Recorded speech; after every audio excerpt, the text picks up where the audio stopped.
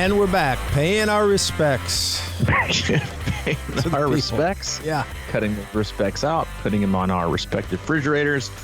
Good morning, everybody. It's April 13th, the year 2023. Welcome aboard, everybody. You're listening to the Crushing Iron Podcast, and this is episode 676. Yes, it is.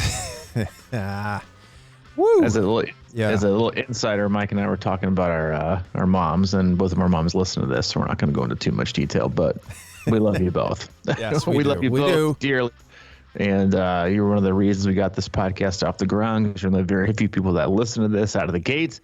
Because I have a special place in my heart for anyone that emails us, texts, athletes we work with, people in the Facebook group, like, yeah, I've been listening to you guys since the beginning. And I'm like, there's a special place on earth for people like that, because I cringe at the thought of even going back and listening to. I mean, I don't even listen to them now, period. But I know we've gotten at least a little bit better, now that we're 676 in. The first, I'm like, I can't. So for those of you that are C26 lifers, you've gone through the Rolodex, you've hit 1 through 676.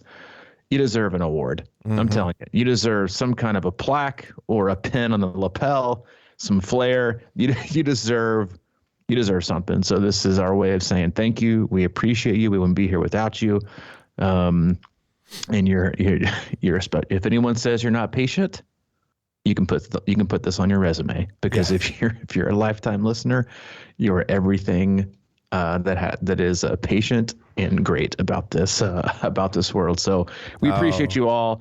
If it's your first time tuning in, welcome. We appreciate you giving us your time. We know you have quite a lot of options in the triathlon podcast universe, and just podcasts in general terms are very valuable. So we appreciate you tuning in today. We cover it all. We do swim, bike, and run specific podcasts. We do race recaps, and also a lot of race previews, which is what today will kind of be about. But for the most part, Mike and I, as coaches, athletes, best friends, we just sit back, relax, have an open, honest discussion about what we're going through in life, not just as human beings on this planet, but also as coaches and athletes ourselves. We also talk frequently about what our own athletes are going through. Mike and I work with a very wide range of athletes all across the globe, from beginner level triathletes looking at the very first 5K or sprint triathlon, all the way up through elite level amateurs trying to get back to world championships, and everyone in between from all over the globe. And we use the feedback loop we have with them and training peaks, emails, text messages, and the like to drive the discussion of the day. We also utilize our Facebook group. You can search that, Crushing Iron Group. Answer one simple question, we'll let you right in. Awesome people, fantastic community, solid resource in a sport that's oftentimes way too confusing and overcomplicated. It is a solid space to ask questions, get good, experienced answers from athletes that have been around the block and been through it all, seen it all, done it all, and can hopefully allow you to avoid some of the obstacles and pitfalls that they've had in their triathlon journey. And we'll go in there every 3 to 5 weeks, do a bit of Q&A, take the pulse of the community, answer as many questions as we can. But that's it. We don't do sponsors. We don't do ads, but we do have an agenda, and it's the most important one for us. And that's to do our best to keep you happy and healthy in your endurance sports journey. You just gave me an idea. Oh boy. I think what I'm going to do is start doing flashback Fridays and start with podcast number 1 and post it. And then every week put number 2 next. We're trying to gain listeners, right? We're not trying to lose listeners, because what they might do is go back and remember how shitty they used to be? I can't believe I'm still listening to this. Let me search and see if I can, go follow one of the other, triathlon related podcasts. I will say, I listen to quite a few podcasts. I don't listen to any podcast. What happened to you, by the way, there? What do you mean? What do you mean? Never used to listen to podcasts. You're right. Now you said I listened to quite a few. Go ahead. Yeah. I don't listen to our podcast because I'm on it. I mean, no one, you think back in the day, no one wanted to hear their own voice on an answering machine. No one. No one, like I said, no one likes hearing the sound of their own voice. At least I don't. So I definitely don't listen to ours, but I do listen to quite a few other podcasts, but I don't listen to any podcast for the host. Period. Oh, really? None. I don't have a podcast that I like. Frankly, a lot of times I think the host is a total douche, and I don't even like listening to them, but I listen because I like.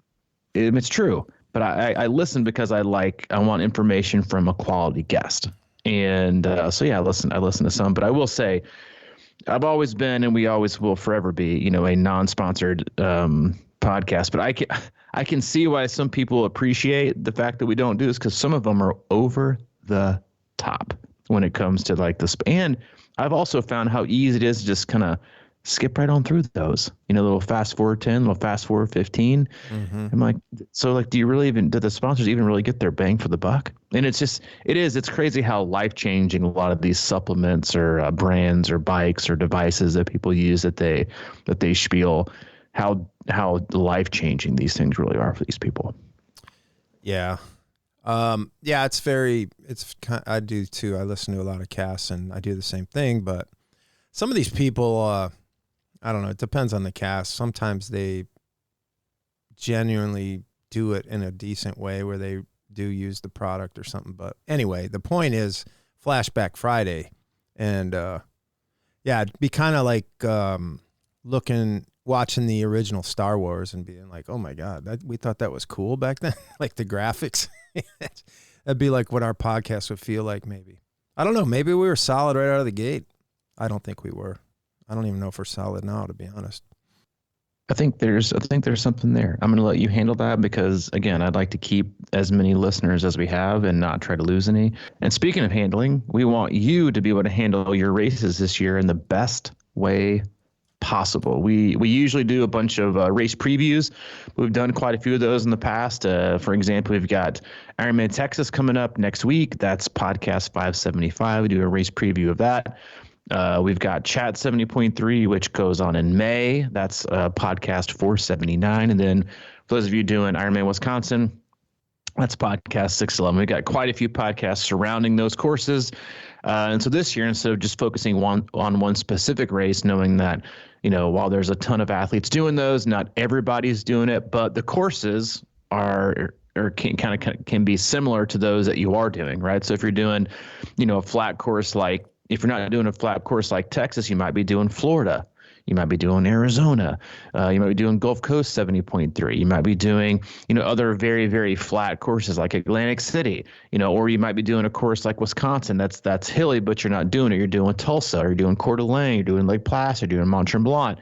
Ironman California is another flat course. So what we're going to do this year is, instead of, again, focusing on a very race-specific course, we're going to talk about ways to train and also ways to execute your best race given specific types of courses. So today, what I want to talk about, given that Ironman Texas is next week, we did a Zoom call yesterday with our athletes going over 70.3 preparation, training, and also race day execution. And it was a topic that came up quite a lot. So I figured it's a great time to go over that.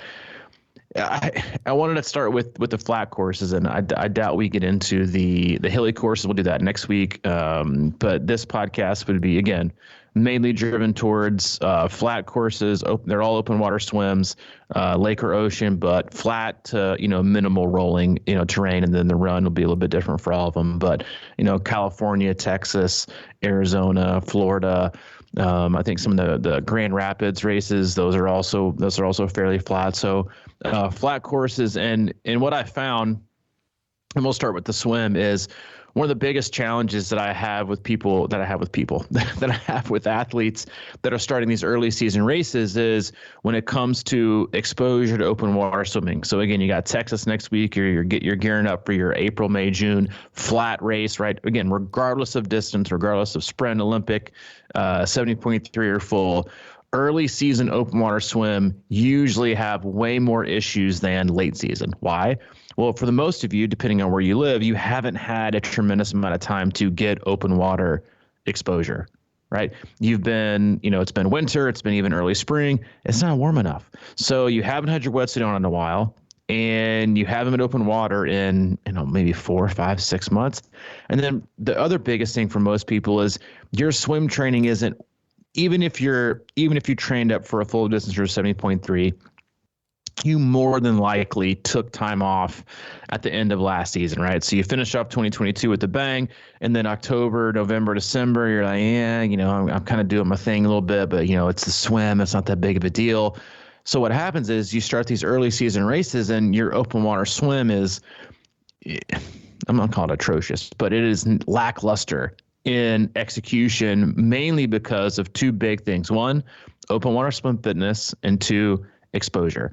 So if you're an athlete that has a race later on in the year, don't make that a habit. Get in open water. This is something we talked about yesterday on the Zoom call. Was one, you should have your swim fitness in the bank. If not, you should work on it, right? You should work on speed first, and you should work your way through muscular endurance, making sure you're getting some very, very, very, very long swims to get your body ready, especially if you took off the latter part of last year. You might not have the swim fitness that you want. And if you do, get in your wetsuit. Like, being in a wetsuit is, I think a lot of people look at it as free speed, and it is, right? It is free speed for athletes that are 150 to, 220, 230 in terms of 100-yard pace.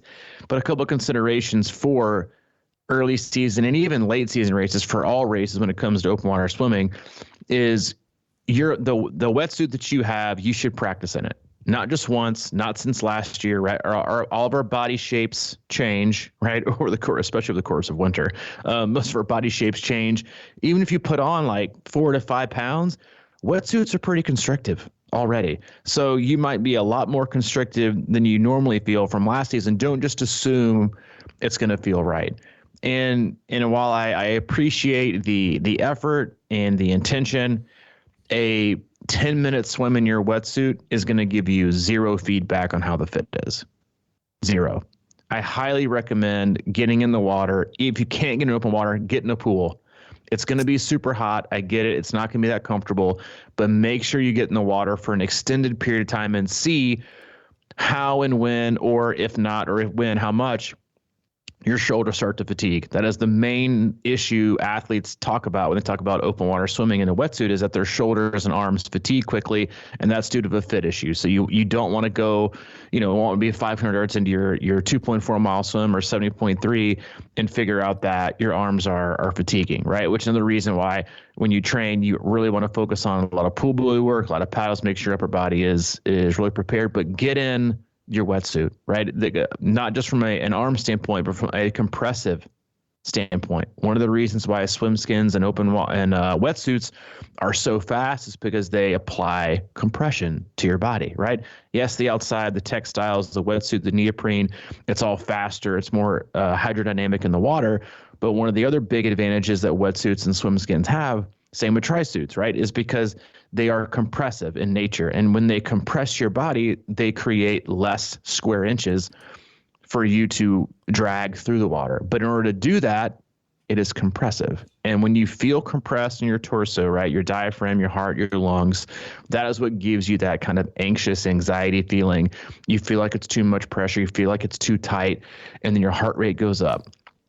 All things to consider when, one, trying on a wetsuit and getting ready to prepare for an early season races, is swimming it for as much as you can. One open water swim, right? I try to get athletes in the water the last 3 or 4 weeks. Obviously, understand that not a lot of people can, depending on where they live. But if you sign up for a race like Texas early season or anything April, May, most for 40 or 45 of the states, like, you're not going to get open water swimming unless you're willing to get in the 60s. So get in there, make sure your open water swimming or your comfort in open water in your wetsuit is there.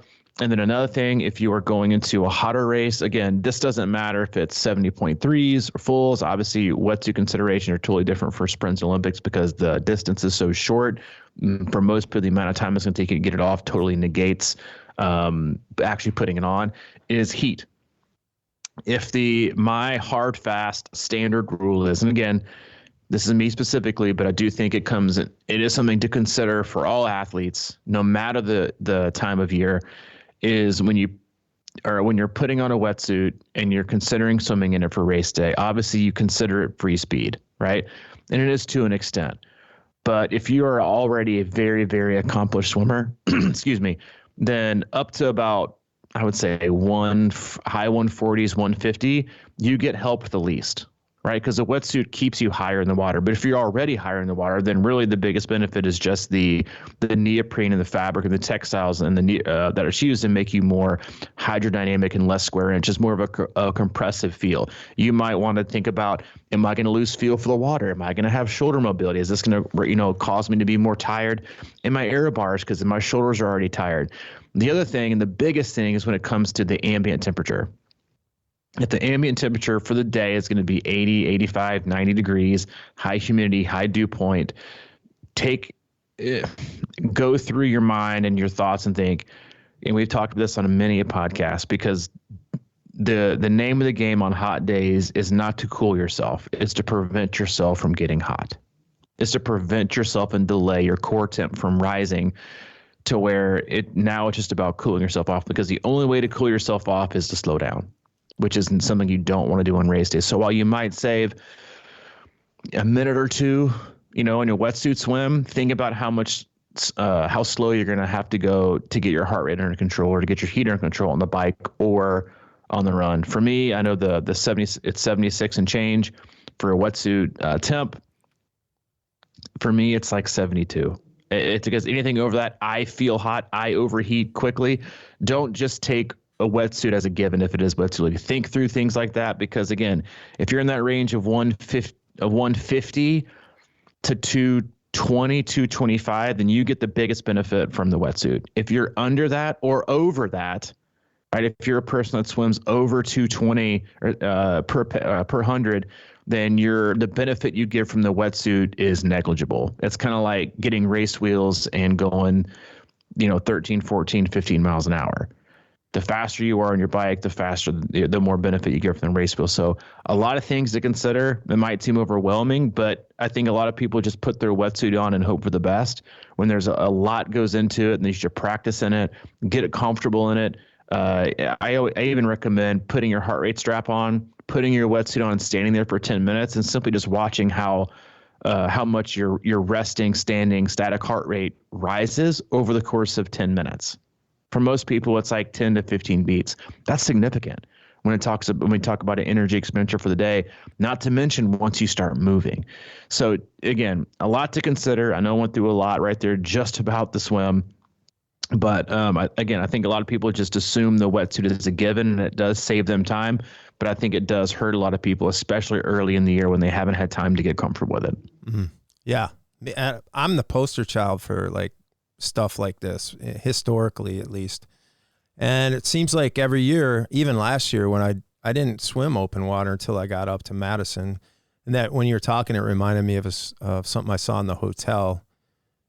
Somebody came into the hotel pool with their wetsuit on. And I mean, that thing was maybe 15 yards and they were going to one end to the other and resting and kind of like moving their arms around going, yeah, I don't know, this fits all right. It's like the lake is right down the street. Don't be afraid to get in it. But the other thing is if you don't have a chance to get a lot of open water, I mean, the one thing I always try to keep in my head is like you're getting in water, it's different for sure. But once you get in there, if you kind of just think in terms of, you're flowing through the water, that's one thing. And it's just the same if you can get your mind wrapped around it, even though it's not, if that makes sense, because it's wet and you're in the water and it's like no panic zone, because that's always the big thing. When I put that thing on, because I got a new one last year, new wetsuit right before Wisconsin, maybe like a week out. I definitely put that thing on in my bedroom. And like you're saying, it reminded me of being in the sauna. Sometimes I'll watch my heart rate just go up. Sitting there, the heat and certainly the compression. And like you said, I probably didn't have I ordered the same sizes that I used to had, but it was a little snugger last year. And, but I put that thing on. And one of my big things that I've learned is that I did a practice swim last year and I kind of had a little bit of, heart rate issues. Yeah. I was just like a little bit off. But one of the things I really is like have to remember is when you get in there with a wetsuit on, like you're talking about it definitely gives you some buoyancy. So what I think happens is we're like, oh, this is easy. And we kind of just naturally take off a little faster. So I really, on race morning, there's a couple of things I was concentrating on. One was I was spending my time getting my breath. and relaxing. Two, I spend a lot of time making sure my wetsuit is up high enough because of like that shoulder thing. If you don't, like, I'm just always kind of tugging it up just a little bit, pulling it up my legs, slowly pulling it up. And I just want that thing to be up and give me room in the shoulders. And then the last thing I really focus on once I hit that water is just like, how can I possibly go as slow as I possibly can? Because you got a little more buoyancy, you're amped up, and you're going to be going faster than you think. So it's all about that to me. And I, again, like I said, I put that thing on before I got in the water. And I'm always, another thing is, I'm really big on making sure I'm kind of lubed up all over the place and not, you're not going to get the, what's that called? Wetsuit burn. I mean, you're gonna get chafed. Yeah, you're gonna get the hickey on the neck. Yeah, stuff like that. I'm really like, just, you got time usually with these rolling starts, so it's just like I'll be taking my time, making sure I'm lubed up everywhere on the wrists, on the ankles, so it comes off easy, and even through the chest. I just like to have that thing moving around and not sticking. So it's kind of maybe a little bit of overkill, but I've learned the hard way, because that's the last thing you want, is that wetsuit to feel more constrictive than it has to be. And that a big part of that is just getting it up high on the shoulders. And, I think you're the one probably taught me that way back in the day. We just, you just almost want to get it a little loose on top, because it'll snug back down, but 100%. And I mean, maybe that's the next C26 shirt. There's no such thing as too much lube. I mean, that's just a fact. It's like, you put it everywhere, because if you don't, then that's the exact place that you're going to chafe, and it's going to be painful when it comes time. Before we segue into the bike, because you said something about swimming that I think actually impacts people negatively on the bike, and I'll go to that in a minute. But yes, like when you put your wetsuit on, we at Texas Tri Camp, I go through how to put your wetsuit on it, because you're right. Most people, the shoulders sit way too low. The seams on the shoulder aren't in the right places. So we always tell people to take your hands on the neck once you get it all, even after it's already zipped up. Take your hands, face it, kind of put your fingers into your collar to where your fingertips are touching your collarbone. Pull up, and then drop it like it's hot. So pull up with your hands to where your wetsuit collar is going towards the sky, and then drop your ass to the ground. Not maybe to the ground, but drop it like it's hot, like you're in the club. And that usually gets that last little bit up as high as possible, because most people are way too wrinkly when their wetsuits are just way, way too wrinkly. So it is.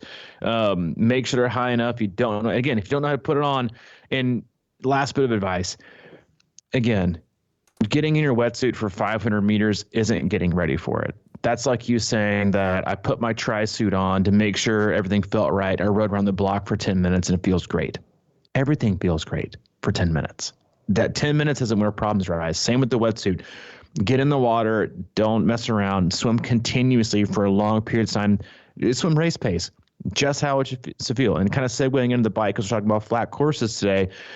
I've had this conversation with a ton of athletes, because one of the biggest things that athletes struggle with early time in the year is that they don't ride indoors, right? Because again, one of the hardest parts about flat races early in the year, or really any time of year, is that because regardless of time of year, most people do the majority of their riding inside, is that they sit up too much, right? They sit up on their hoods. They ride a road bike. They ride a stationary bike, like a watt bike or, a Tasix bike, whatever it is, they'll ride sitting up. And they don't work on their core and their lower back strength that is needed to be in aero, right? Because inside they're churning things out. Most athletes sit up. Why? Because you produce more power. Something that I have noticed with myself and with you having talks with other athletes is when you talked about swimming kind of lazy and sloppy, because you got the wetsuit on, right? Because you get this quote unquote free speed. Everyone always says, I don't really have to kick, right? But you don't. But it also doesn't mean you don't want to engage your core. What happens so oftentimes, and I honestly think a lot of people are going to have kind of an aha moment here, is even if you spend a tremendous amount of time in aero training for a race that's going to be mostly flat, or even a rolling hilly course, What happens when you're in your wetsuit and you don't engage your core? Because we talk about this a lot. I showed it at our Texas camp when I got in the water, swimming, and tied my ankles together and swam from one in the pool to the other with my body high. Kicking isn't to keep your body high. Kicking is for rhythm. So no, you don't need it with wetsuit. What you do need is to have your core and your lower back feel tight, right? Feel stable. A droopy core, right, is slower because it drags the rest of your body down. But what happens is when you get in a wetsuit, right, if you're looking at your body, right, it's sitting high in the water, and you're kind of picturing yourself, your arms out, arms out to the right, and you're looking, your legs are out to the left. What happens is a lot of athletes swim with like this droop. Their pelvic area and their hips actually are more down with their legs higher up because they're not engaging their core. They're not swimming with a very tight, what I would call tight torso, right? Or a lot of people call it taut, right? It's basically just keeping tension in your core and keeping it stable.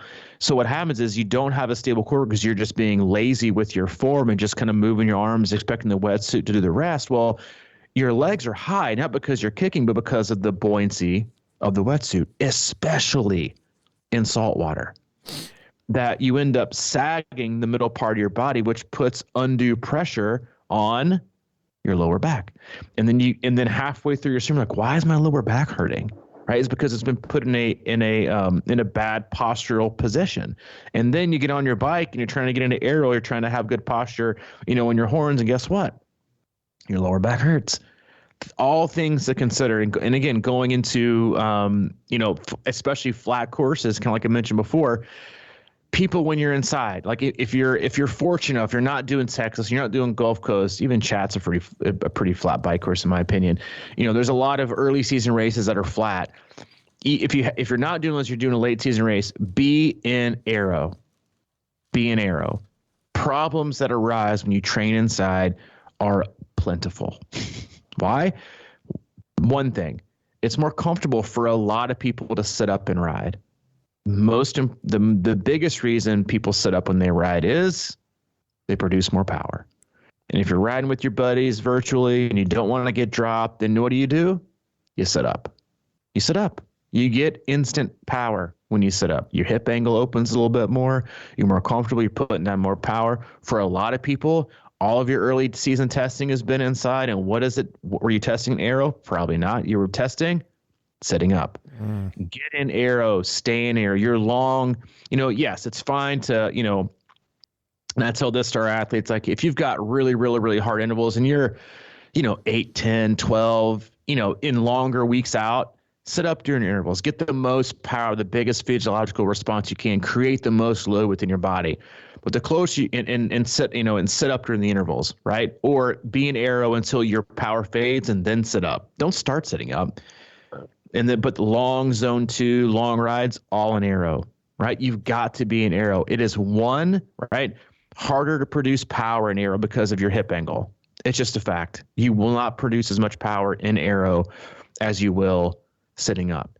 The other thing to consider is if you're going into, talking about going into your race, well, if most of your testing, right, has been from sitting up power, most of your long rides have been sitting up, talking to a buddy, and you're going back and looking at your data, it's not an aero. You lose. A lot of people ask, like, I couldn't hold the watts. I couldn't hold the watts, right? Because he's used to sitting up over and over and over again. You sit up. Free power when you sit up. It's physics. But when you get into aero, it's harder to produce power because of the angle of your hips and because of physics.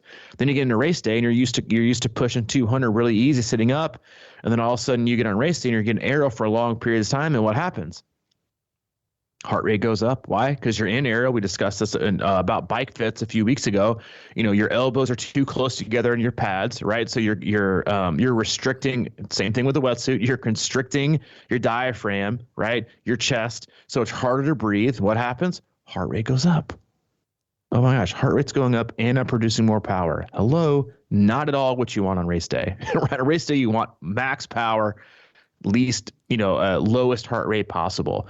You have to train that. It is trainable, but you have to commit to it. But a lot of athletes don't want to commit to it because it's it's not as fun, or it's harder, or they have a bad fit. And I get it, because early season time, trainer, I can ride like an hour inside and I'm like, you know what? I'm ready to get off. My ass hurts.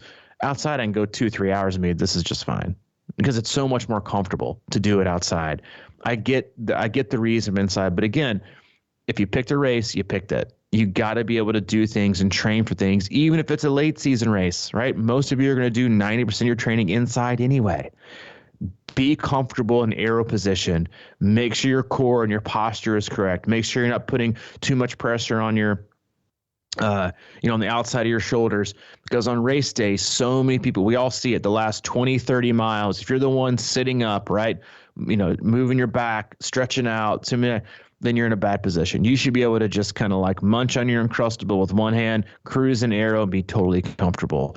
So again, if you're fortunate enough to where you have a late season race, these are things you have to start figuring out and working on, is that aero power is the power that matters. What you can do sitting up matters if you're sitting up, right? If you're in hilly courses, rolling courses, yeah, you get a little bit of benefit because a lot of your stuff is going to be, sitting up, like Wisconsin or Lake Placid or Mont Tremblant. But courses like California, Arizona, Florida, Texas, like they're pancake. You're in aero the entire time, right? And the last thing I'll say about that, and I'll shut up, is for races like that, yes, outside time is important because bike handling is crucial because it could be windy. We'll talk about that in a minute.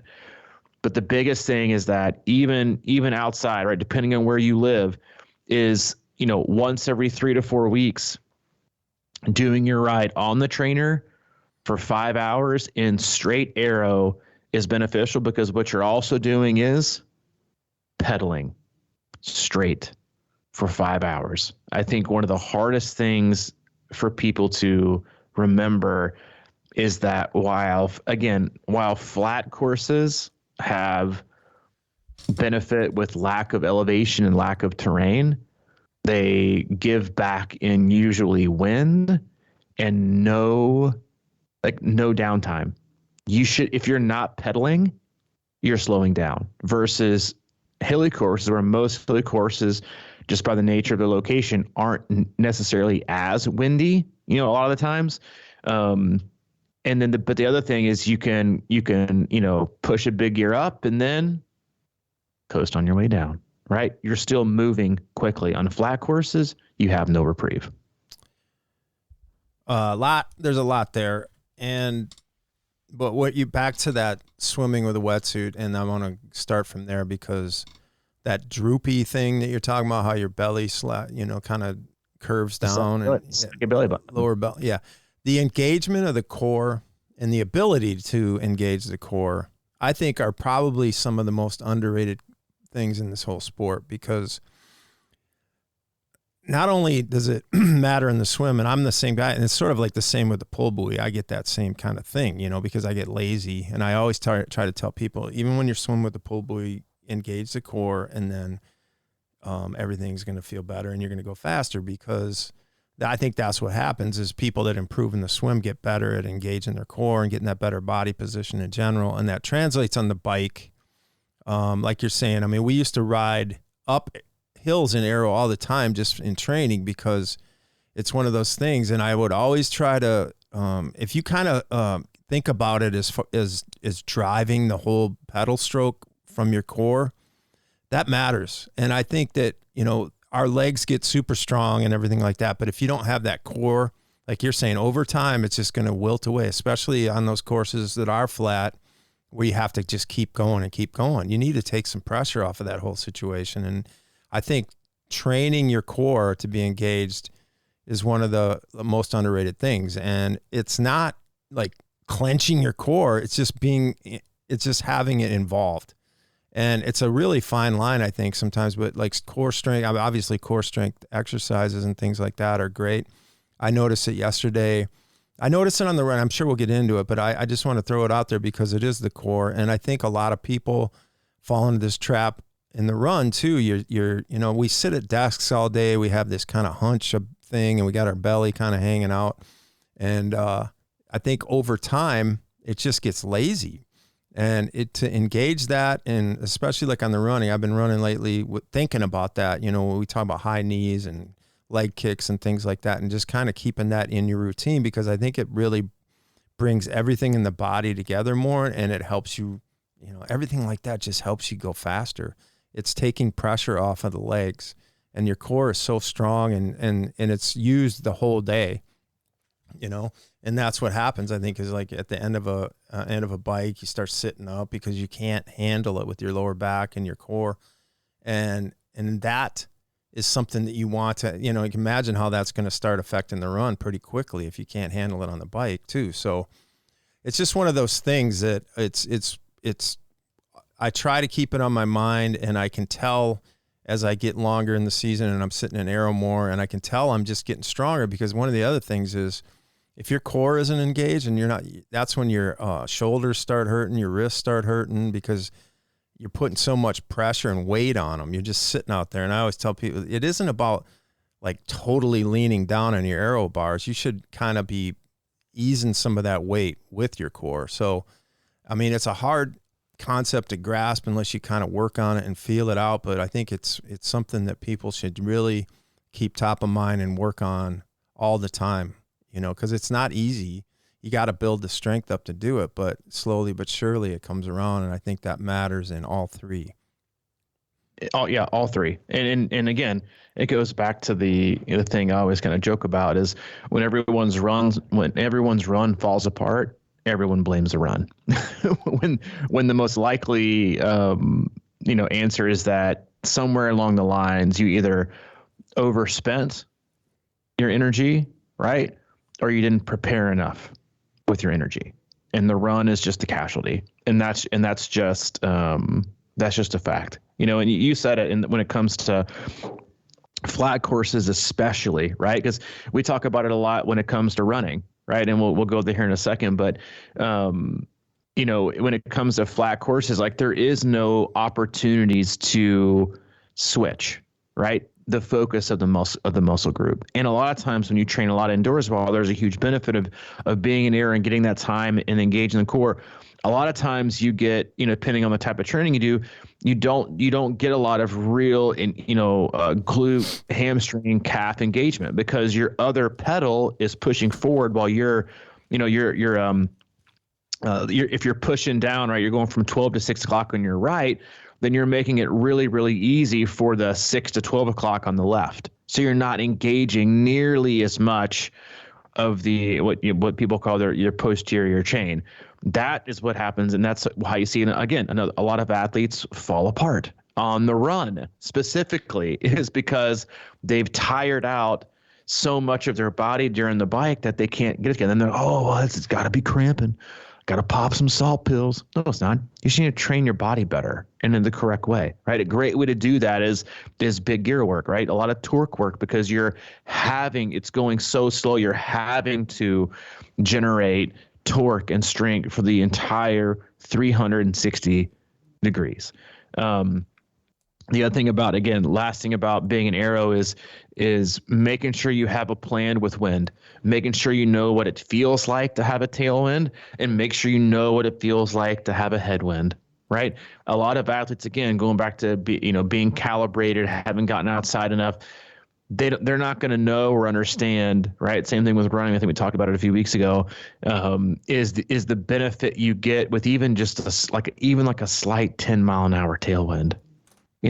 And that it's, instead of time to push it, it's time for energy reserves, because you're going to need more energy, right, to even maintain your goal speed or your goal watts, or heart rate on the return trip with the wind. Look at the wind the night before, see when it could be problematic. Hopefully, in my experience, hopefully it's a headwind, tailwind, because it's easier to handle. A crosswind is, in my opinion, the worst, because most athletes in aero can't hold it for significant periods of time in crosswinds. Like Texas last year is a great example, because the crosswinds were so tough and the wind was coming from everywhere that a lot of athletes couldn't even be in aero, because they couldn't keep their bike upright. Because the wind was so strong, or they were so slight, or they hadn't had enough time outside to know how to do it. But even if you're a strong cyclist, crosswinds is what you want because it takes more power to get through because you gotta have to lean into it and lean with it. You and I, we talk about the lab all the time, getting accustomed to the different directions of the wind and how it impacts even just your pedaling, right? Some people want to spin it out. Some people want to go big gear. There's a lot of different ways to skin that cat. I think you have to experiment with yourself in real time, right? Because it is going back to energy thing.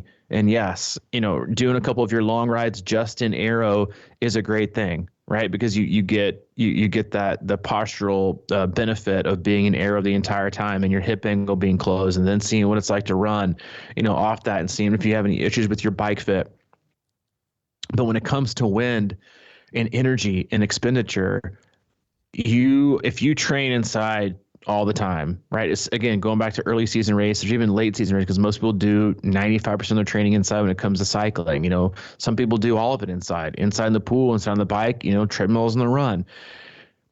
The energy you spend outside is significant when it comes to bike handling, moving, maneuvering around people, being able to produce power, cornering. It is most people's first ride outside, their heart rate is significantly higher, not because they're out of shape, because power usually goes up because it's easier to generate power outside versus inside. But most of the time their heart rate goes up because there is an angst about what they're doing because they haven't done it. And maneuvering your bike takes energy, right? Like you said, you should be comfortable in your pads, elbows. You should be supported by your skeletal system, not your triceps and your deltoids, because those are muscles. Those will fatigue. And for most of you, they're already going to be fairly fatigued coming out of an Olympic 70.3 or full distance swim. And then you're going to have bad posture. You're going to be the one sitting up, stretching out, or riding your $10,000 tri bike, sitting up like it's a road bike because you're uncomfortable and you can't hold it for long periods of time. So there's a lot, again, for cycling, a lot of things to consider. We joke all the time that the sport can be way overcomplicated, and it can be, but it's also one of those sports where people don't like to pay attention to the details. People like to pay attention to, their Tuesday run this week compared to the Tuesday run they had 2.5 years ago on a similar same course with different shoes. They want to talk all day about that. What they don't want to see, and they don't want to, kind of dive into and pick through with the fine tooth comb, is the things that are required for race day. Can it be simple? Yes, 100%. But is the day simple? No. And your preparation shouldn't be either. You should go through these things, think about these scenarios, and kind of figure out, like, there's, the best of the best, they leave no stone unturned. You can't just, it's a closed course, I'll be fine. I'll be fine. Right? The Texas is a perfect example. The Hardy Toll Road, the most boring bike course on the planet, closed to traffic. You also have no respite. There is wind, there's no shade, there's a bunch of people. Like, you are out in the elements with with straight aero, as you should be, and winds coming from all directions, and heat you probably haven't, been accustomed to.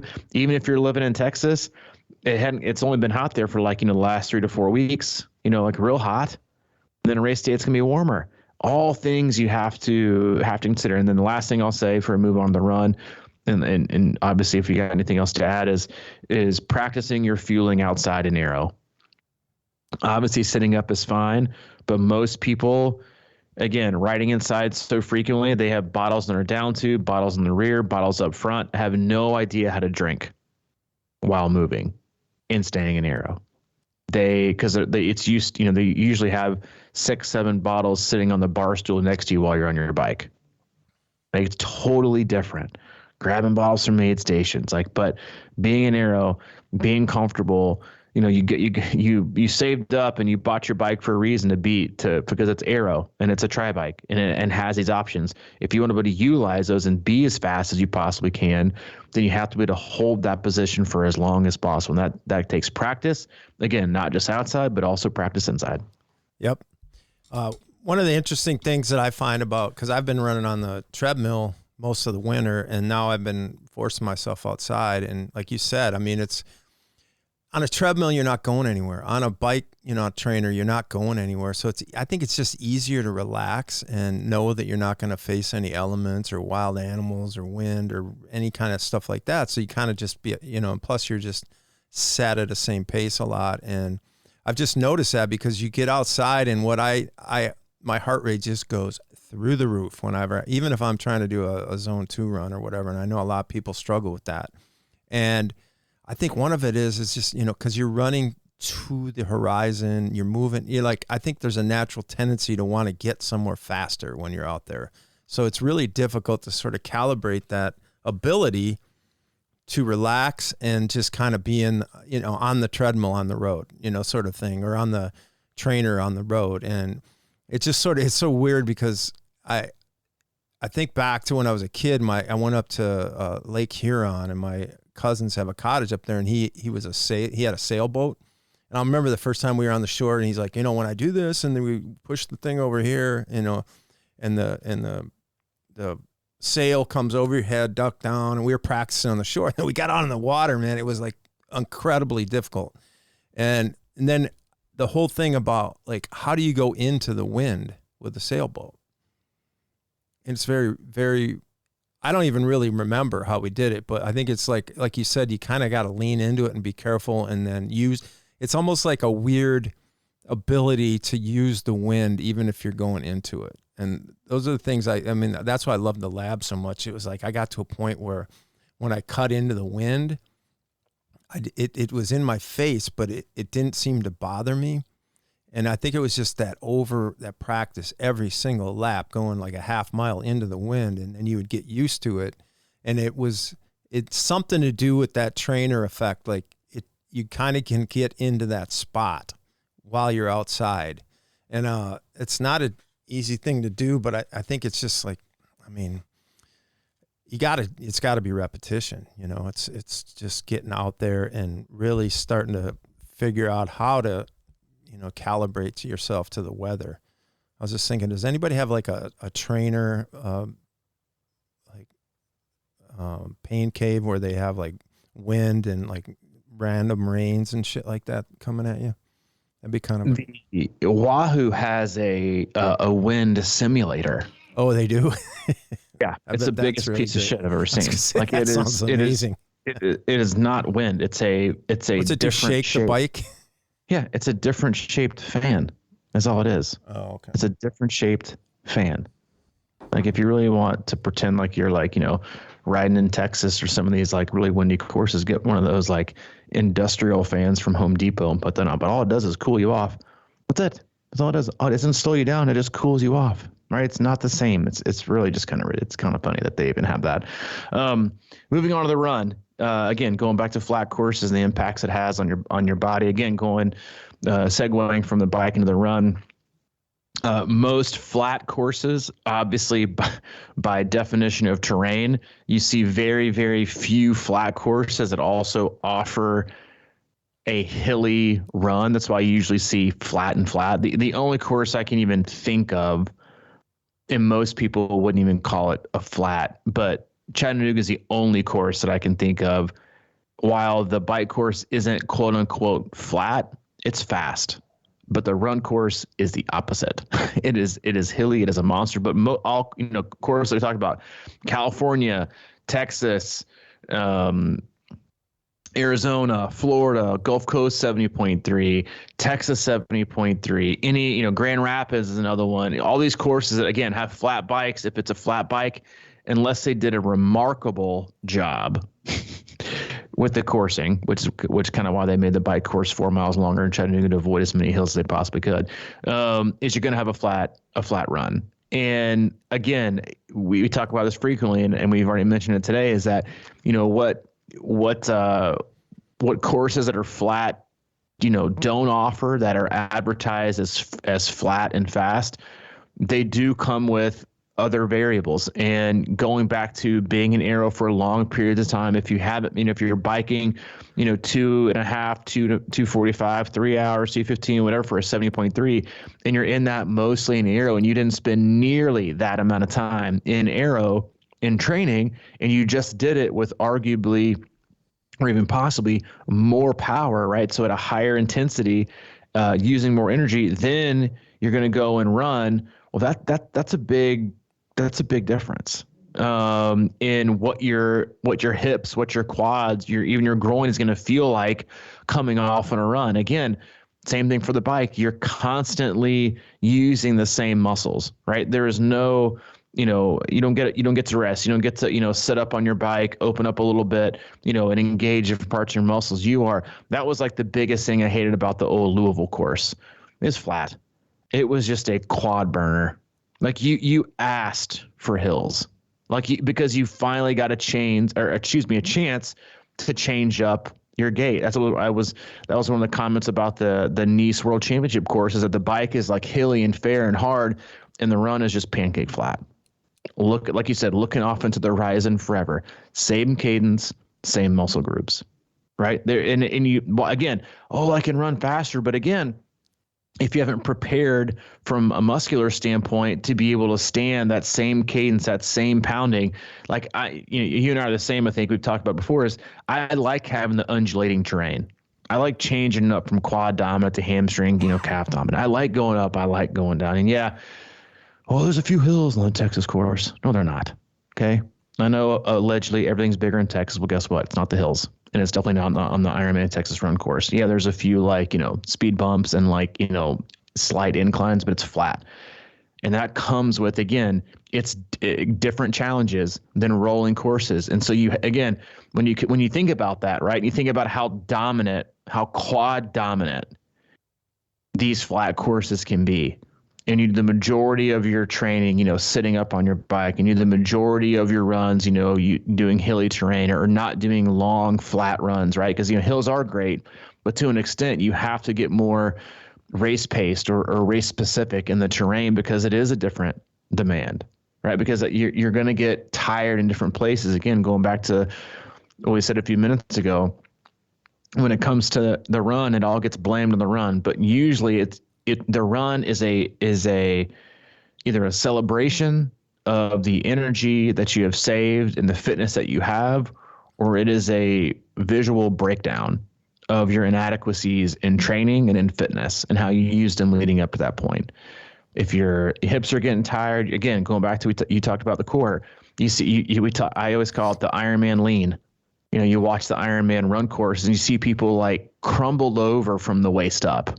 Like they're almost running like an upside down L. Like they're totally collapsed over. It's because they can no longer posturally hold their form. And you think about how much energy is required, right, to not move with running, but to force your body through when you're running, because you haven't done the work, you haven't increased your economy, you haven't make sure things are focused and loaded to support your ligaments, your tendons, your muscle groups in these flat days. It's harder. It's really, really hard on your body. Yes, downhills are hard too, but I think most athletes would always ask for some kind of rolling and undulating terrain than just flat all day long. I totally agree. But what you said is very interesting about the most Ironman run courses. I mean, even Chattanooga, even though there's massive tricky hills in that thing, the most part of it is relatively flat. I mean, there's rollers on the roads, and it's a weird thing because I trained for that, and I would do a lot of hills and everything, but for me, those long flat stretches are the ones that kill me. And a lot of times I feel like I'm not ready for that, and it does come back to getting time on the flat surfaces and that same exact, I mean, you talked about Louisville. That thing was just a pain in my ass, man. I think if I ever did that again, I would certainly at least, plan on walking through aid stations just to mix up my gait, because it just always just drains me. The long flat runs, because you also, have a tendency to probably push a little faster, and there's no, holding back or like you said, changing up your stroke or whatever, going up a hill or coming down. I used to crave that little bridge area where you have to go up that little hill or whatever. And it's such a tiny hill too. Yeah. And for me, it's always my hammies. So at Wisconsin, even though it's not that's a great example. it's mostly flat.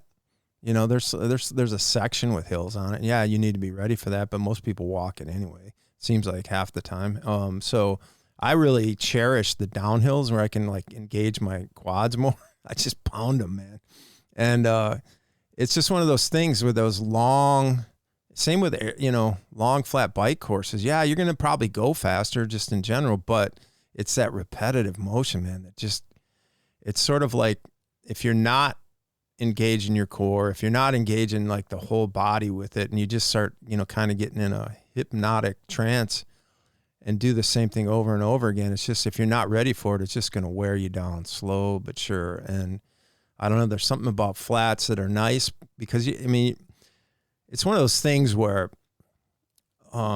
it's like training, you know, when you're doing hard hill runs and doing all that stuff, you're not as fast, but you know you're getting stronger and you're getting the work in. But on a flatter course, yeah, your time is probably going to be a little bit faster, but in a lot of ways it feels more painful to me.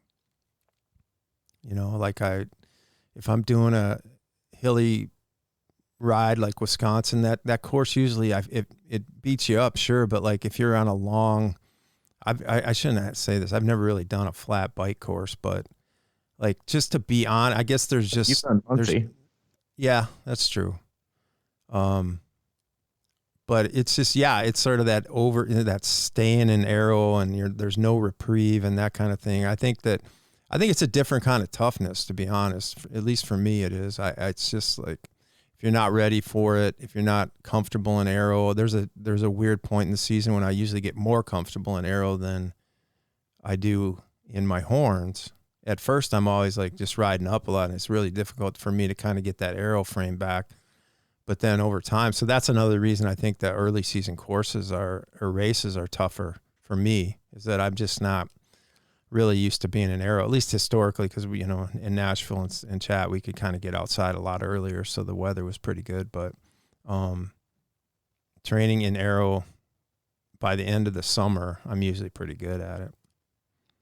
Yeah, and last thing we can wrap it up here is, because something you said reminded me of this on talking about the running, is two things you can do for flat courses to help kind of relieve and break up the tension and to relax things, is to periodically swap up your cadence. So on a flat course, you're out there for 5.5, 6 hours, you know, every, you know, 20 minutes, do your regular cadence, and then 10 minutes drop a gear, you know, make it, just change things up a little bit, you know, because it goes back to, again,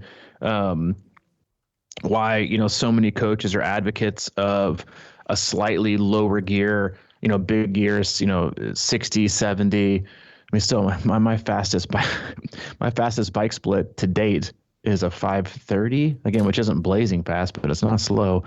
And my average cadence was 68. And that was on a flat course at Arizona. But a lot of the thinking behind that, and why a lot of coaches promote that and encourage that, is because you're going to use a faster cadence on the run course, and you're eventually going to tire out at a higher cadence on both, and you're going to fatigue quicker. And so a good thing to do on these flat courses, again, you know, or maybe it's, 15 and 5, 15 minutes regular spinning, 5 minutes, a little bit bigger gear, just to change things up, just to a break the monotony, but give your muscle groups, a little bit of a shift. You can do the same thing with running. One of the article I read a few years ago was talking about how to become a really, really, really good downhill trail runner. I wouldn't consider myself the best trail runner, but I think I'm halfway decent at downhills. And the article was, when you're going down and like bombing these downhills, because it can be so quad dominant where you can crush your quads, like our gravel hill at Run Camp, where it's not hard footing, but it's just straight down and pounding. Is you do very, very quick feet for 50 steps, and you do long strides for 50 steps to kind of break up the load, and there's not nearly as much load. You can do the same thing on the run course on a full, is to, maybe 1 mile, it's short, quick, kind of what they call shuffling along. And then maybe the next mile to the next aid station, you elongate your stride just a little bit, right? You're not going up hills, you're not going down hills, but the change in stride will, again, utilize one and start to not utilize another. So you're kind of working one and resting the other, especially if you haven't, done flat. Those are some ways things that I would integrate into these flat courses. And I do the same thing in the water. I'll do like fast arms for, one buoy to a buoy, and then, long and strong to a next. If there's not like, a current that's dictating what needs to happen. There's a lot of things you can do to change up, the demands and the energy you're spending and where it's coming from on flat courses.